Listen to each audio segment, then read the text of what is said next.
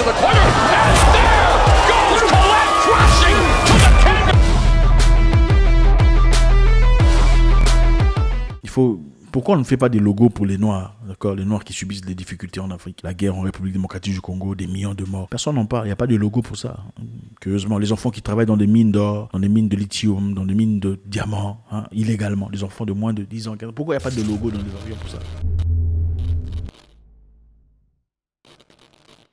Quand vous allez chez les gens, qu'est-ce que vous faites? Vous vous imposez ou vous vous adaptez? Quand vous allez chez les gens, on ne s'impose pas toujours. C'est vrai, on garde son identité, mais on respecte les valeurs des autres. Simple terme, vous allez chez les gens où il y a dans certaines cultures où on lève les chaussures avant d'entrer à la maison. Je sais que dans beaucoup de pays, ici, on ne le fait pas. Voilà. Dans certaines cultures, certains pays, pour entrer à la maison, il faut enlever les chaussures. Pourquoi? Parce qu'on respecte le salon. On trouve que c'est un endroit sacré. C'est un endroit de communion. Ça doit être respecté. Les gens enlèvent leurs chaussures, laissent les chaussures devant la porte. En toute propriété, ils entrent, n'est-ce pas? C'est très difficile chez vous, je sais, parce qu'il y a trop des voleurs. On vole des chaussures. Donc vous rentrez là, il n'y aura plus de chaussures. C'est culturel. Okay? La propriété aussi est culturelle. La propriété est culturelle. Vous allez dans des pays en Afrique de l'Est, un pays musulman dont je ne citerai pas. Les gens sont très propres dans ce pays-là. Bon, tout le monde n'est pas musulman, mais c'est un pays majoritairement dans ce cas-là. Je ne sais pas si ça a quelque chose à voir avec cela ou pas, mais c'est seulement pour identifier le pays. Donc, si vous allez chez les gens, vous trouvez qu'ils dansent à gauche, comme me le disait mon père, n'allez pas danser à droite. Okay? Il faut aller danser doucement à gauche. Vous n'êtes pas obligé d'aimer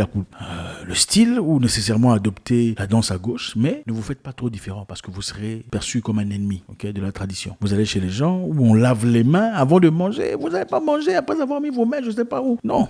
Il faut laver les mains comme tout le monde et manger. Généralement, ces histoires, c'est simplement pour la sanité, la propriété, pas seulement la propriété d'esprit, mais la propriété aussi physique. Des choses très intéressantes. Alors, il y a quelque temps, Lufthansa, une entreprise aérienne allemande, d'aviation, avait délivré des footballeurs, des joueurs pour la Coupe du Monde au Qatar à Oman. Et de Oman, il fallait prendre d'autres joueurs et des entraîneurs et des coachs et l'administration pour le Qatar. Vous savez, l'Europe, les États-Unis, c'est-à-dire l'Occident, sa façon de voir la vie, comparée aux autres personnes, pas seulement le Moyen-Orient, pas seulement l'Asie, pas seulement les Chinois, pas seulement l'Afrique, ils ont leur façon à eux de voir, qu'ils appellent évoluer, civiliser, voilà, civiliser. Vous savez, au Qatar, ils ont leur façon de vivre. Qui sommes-nous pour qui sommes-nous pour juger? C'est leur façon à eux, c'est leur héritage. Quand vous allez chez les gens, vous respectez leur façon d'être. Maintenant, Lufthansa est parti. Vous savez, au Qatar, on n'accepte pas l'idéologie des papa, maman. Ok? Ce n'est pas seulement au Qatar, c'est dans beaucoup d'autres pays d'ailleurs, beaucoup d'autres endroits dans le monde. Mais comme certaines personnes qui sont très fortes veulent généralement imposer leur façon de voir la vie à tout le monde, Lufthansa est parti au Qatar avec un avion pour apporter des footballeurs. Et à leur avion, il y a un grand logo là de papa, maman. D'accord? Je ne sais pas quel était l'objectif. Okay? Je ne sais vraiment pas. Donc, ils appellent ça la diversité. La diversité a gagné, le logo de la diversité. Proclame l'Airbus A330, surnommé Faransa, un slogan peint sur son fuselage. Donc, les entraîneurs de direction de la base d'entraînement à Oman, de l'Allemagne, base d'entraînement à Oman, la compagnie aérienne a relevé le design dimanche, après des années de campagne des militants pour les papa, maman, contre la tenue de la Coupe du Monde cette année au Qatar. En fait, on a d'abord créé ce logo pour se battre contre la Coupe du Monde, au Qatar. Il ne fallait pas qu'il y ait Coupe du Monde au Qatar parce que, d'après eux, le Qatar ne respecte pas les papa. Vous savez comment ça se passe. Il faudrait respecter, leur accorder leur droit de tout ça là. Et voilà. Et pour ça, il faudrait boycotter le Qatar. Mais par-dessus le marché, évidemment, le Qatar organise la Coupe du Monde. Ils sont quand même partis pour délivrer des joueurs avec leur avion. Ils avaient créé le logo pour soutenir. Voilà. Ils sont quand même partis. Je ne sais pas. C'est par défiance ou par liberté d'expression? Dites-moi un peu. Je ne sais pas. Essayons de voir un peu. Ils sont partis chez les gens. Là où on lave les mains avant de manger. Ils sont quand même en train de la manger. Après s'être grattés, je ne sais pas où.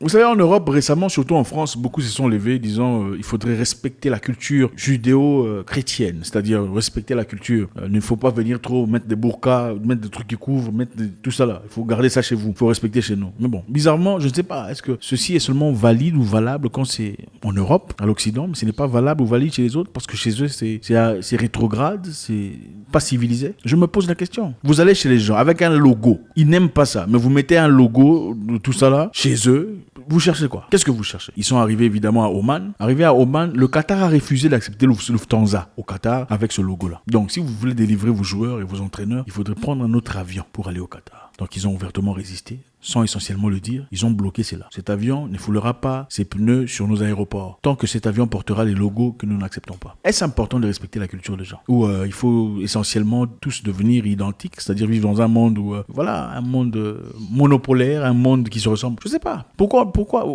je sais pas moi. Bon, je veux dire quelque chose, mais malheureusement je peux pas le dire parce que si je le dis, il y a un problème. On va vous dire comment on fera prochainement pour parler correctement. Il faut respecter les gens ou pas, respecter leur culture, leur façon d'exister. Très récemment, CNN, après les élections au Kenya, le président Ruto, qui est le président actuel au Kenya, avant même de prendre ses responsabilités, première interview, la première question qu'on lui pose, alors qu'est-ce que tu feras pour les papa, maman, quel est votre projet? Première interview, première question. Intelligemment, il dit, mais je pense qu'au Kenya, on a des problèmes beaucoup plus importants. Des problèmes d'argent, de manque d'emploi, de problèmes d'école, d'hôpital, de route. On a des choses beaucoup plus importantes pour la population kenyane. Pourquoi votre question sera essentiellement... Ça, c'est pas nos priorités. Vous ne pouvez pas faire de votre priorité notre priorité. Donc, le Qatar s'est clairement levé, très poliment, en disant, nous n'acceptons pas ces genres d'histoire chez nous. N'emmenez pas vos logos. Il y a beaucoup de gens qui sont partis là-bas avec des logos, tout ça. Vous savez, tout ça. Ils ont été rejetés.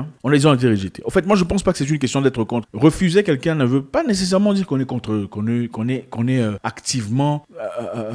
menaçant par rapport à cette histoire. D'accord? Je pense que si vous avez une certaine culture, vous aimez manger les bananes plantains et chez le voisin, on mange des maniocs, vous n'êtes pas obligé de laisser le voisin venir impliquer ou inculquer vos enfants comment manger des maniocs. C'est votre droit, je crois, je prends le plus élémentaire. Si votre enfant va chez le voisin et qu'on a cuisiné des maniocs, dans ce cas, il sera obligé de manger des maniocs parce qu'il est parti chez le voisin. Mais le voisin ne viendra pas chez vous pour imposer vous comprenez de quoi il s'agit. Il y a quelques jours à peine, l'ambassadeur de la Coupe du Monde au Qatar, Khalid Salman, a fait la une de journaux dans une interview télévisée, il a déclaré que les papas sont les bienvenus au Qatar pour la Coupe du Monde, mais qu'ils doivent accepter nos règles ici. Il a poursuivi en disant que le papanisme est un dommage dans l'esprit. Le papanisme est un dommage dans l'esprit. C'est ce que le monsieur a dit. For the World Cup, a lot of things will be coming here. Let's to say about the game. The most important question here, everybody they will accept they come in here, but they have to accept our rules here. It's haram. Because why is haram? I am not one big Muslim, but it's haram. Why? Because it's damaging the mind. Je pense qu'à un moment donné, il faut respecter les gens. Okay? Il faut respecter les gens. Pourquoi on ne fait pas des logos pour les Noirs, d'accord? Les Noirs qui subissent des difficultés en Afrique, la guerre en République démocratique du Congo, des millions de morts. Personne n'en parle, il n'y a pas de logo pour ça. Curieusement, les enfants qui travaillent dans des mines d'or, dans des mines de lithium, dans des mines de diamants, illégalement, les enfants de moins de 10 ans, 15 ans. Pourquoi il n'y a pas de logo dans les avions pour ça? Pourquoi il n'y a pas de démarches? Je ne sais pas, dites-moi. C'est vrai, on veut un monde juste, un monde bien. Pourquoi on ne fait pas tout ça? Pourquoi il n'y a pas de tollé général contre le CFA, par exemple, qui paupérise tous ces pays-là francophones, qui gardent ces pays dans la pauvreté, la misère, incapables de lever la tête, de bénéficier de leurs ressources naturelles, de toutes les richesses que regorgent leurs terres. Pourquoi on ne fait pas de guerre par rapport à ça? Pourquoi on ne fait pas de guerre par rapport à toutes ces personnes qui noient dans la Méditerranée, tous ces gens qui sont maltraités, qui souffrent dans les... Pourquoi il n'y a pas tout ça? Pourquoi il y a autant d'argent, autant de tollés, autant de... Je sais pas.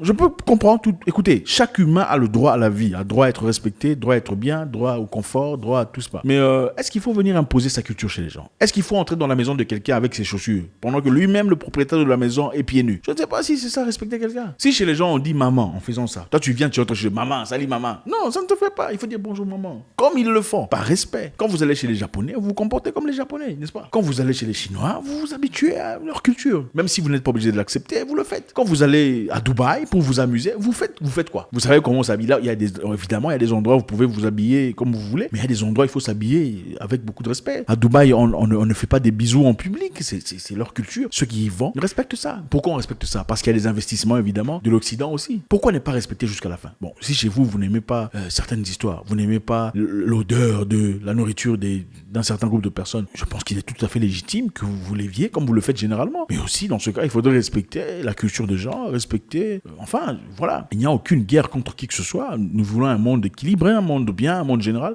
Il y a beaucoup de gens bien qui sont comme ça. Il y a beaucoup de gens bien qui sont divers. On les respecte, on les aime. Mais seulement, je pense que venir chez les gens comme ça, c'est quand même... Je sais pas, dites-moi ce que vous en pensez.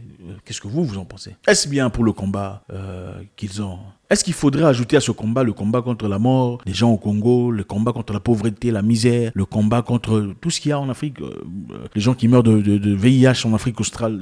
Est-ce qu'il faudrait ajouter ça ou pas? Je sais pas, parce qu'apparemment, il n'y a pas assez de bruit pour ça. Dites-moi ce que vous en pensez. Ou bien il faudrait simplement faire semblant et laisser continuer comme ça. Laisser les Africains aller au Maroc et au Méditerranée, laisser les gens... Enfin, voilà. Au revoir.